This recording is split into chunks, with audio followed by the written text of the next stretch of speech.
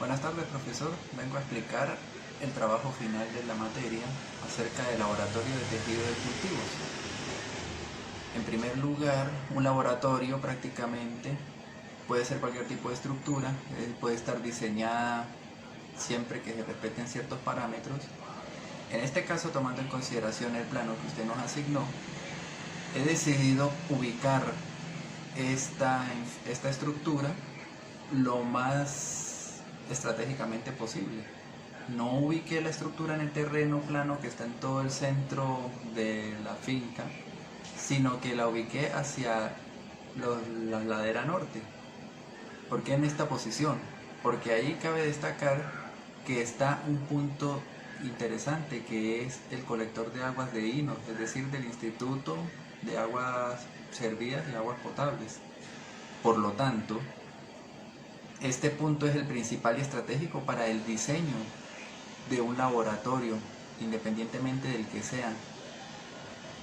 También se toma en consideración que está cerca de los puntos eléctricos y de comunicaciones, los cuales son parte fundamental también en el desarrollo de un laboratorio, pues muchas veces los laboratorios de tejidos de cultivos cuentan con sistemas de refrigeración, de calefacción, con sistemas de bombeo, así como también con comunicaciones vía internet o vía telefónica. Esto también se puso en esta posición porque está cerca de la vía principal a escasos metros y por lo tanto se puede trasladar el material tanto, se puede decir, peligroso, delicado, como reactivos, así como también los materiales que son delicados al ser desarrollos de organismos o microorganismos usados en el cultivo de tejidos. El área de trabajo correspondería a un rectángulo de 14 metros de ancho por 19,5 metros de largo. La altura la fijé en 3 metros a los bordes y 4 metros al centro. Al final del video explicaré la razón de esto. Y además, la superficie que abarca esta estructura es de 273 metros cuadrados, mientras que el terreno que se aplanará para poder desarrollar esta estructura es de 387 metros cuadrados. El cálculo usado para desarrollar esta estructura usted lo podrá encontrar en el anexo PDF que acompaña este video. Se desarrolló de arriba hacia abajo, por supuesto, usando láminas de acero LID de 4 metros de largo por aproximadamente 0,9 metros de ancho, que ocuparán básicamente toda la superficie equivalente a la que se ha determinado para el suelo. Se utilizaron correas de 21 metros de largo, de forma tal que se quede un volado aproximadamente de 1 metro, tanto al frente como a la parte trasera de los pórticos principales. También estas correas tendrán una separación de 1,35 metros uno con respecto de la otra, lo cual es menos del máximo estimado de 2 metros. Estas correas tendrán su apoyo en unas vigas cuya pendiente,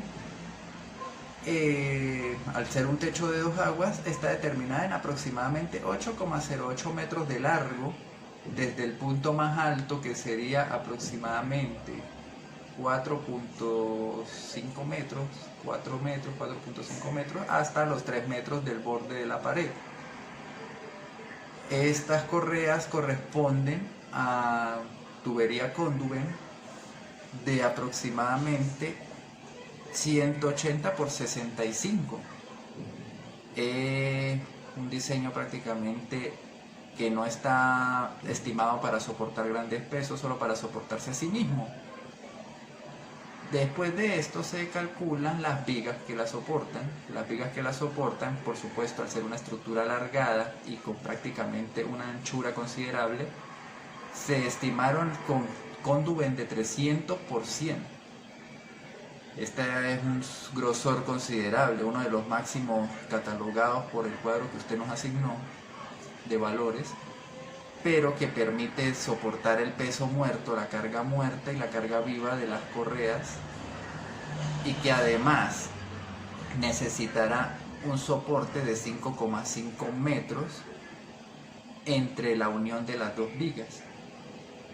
Esta da un total, por supuesto, 8,08 por 2 serían 16 metros aproximadamente de viga por cada pórtico.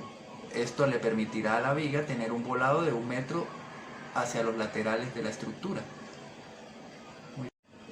El cálculo de las columnas se realizó en base a su soporte y a su capacidad de carga.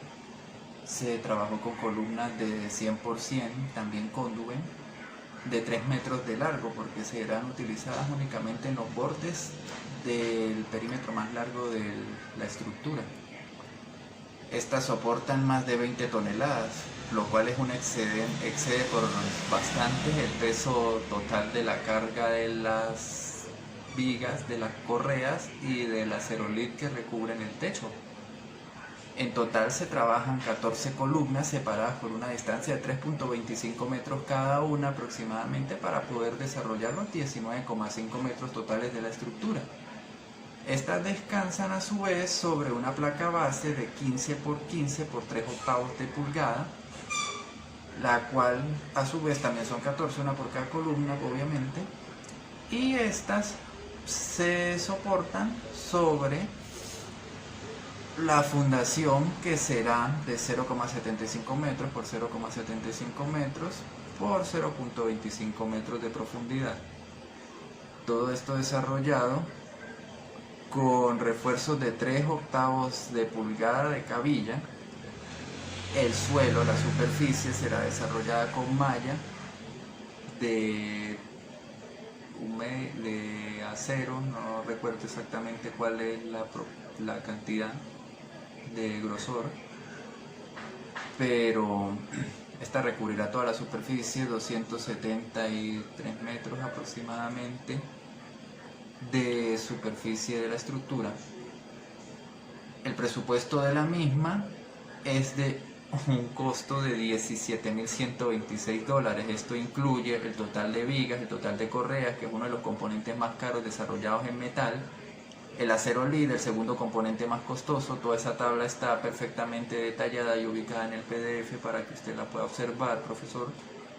También un costo considerable es el cemento gastado, pues se requiere la mitad del presupuesto para únicamente labores de cemento que se aplicarán en las bases, en los fundamentos, en el suelo, en los recubrimientos y en los refuerzos. El costo de pared, que recubrirá el total más de unos 270 metros aproximadamente cuadrados de pared y cemento, que ocupan casi $2.000 del presupuesto. Todo se cotizó en dólares para que no sufra inflación en ningún aspecto posible y que sea constante en cualquier lugar.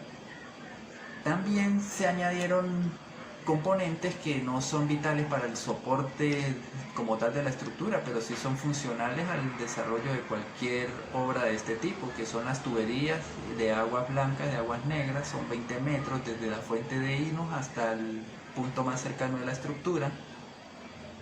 Las aguas blancas con tubería de media pulgada, y las tuberías de aguas negras se desarrollaron con tuberías de cemento. No usé PVC porque el PVC es propenso a corroerse por medio de los ácidos y los compuestos básicos, y estos son muy trabajados en materiales relacionados al laboratorio de tejido de cultivos. También se usan compuestos amoníacos y otros químicos que pueden degradar la estructura más rápidamente que si se usa hormigón. Esto eleva por supuesto un poco más el presupuesto que si se usara PVC, pero la resistencia es más prolongada en el tiempo y no se tiene que estar cambiando constantemente. No se contó cable eléctrico porque es una proporción muy corta, menos de 10 metros desde el punto del posta y menos de 5 metros desde el punto de cantebé, por lo tanto es un retazo lo que se tiene que colocar para poder garantizar una conexión. En conclusión, se puede resumir que la estructura de un laboratorio de cultivo de tejidos no tiene absolutamente nada que ver con su ubicación. ¿Por qué?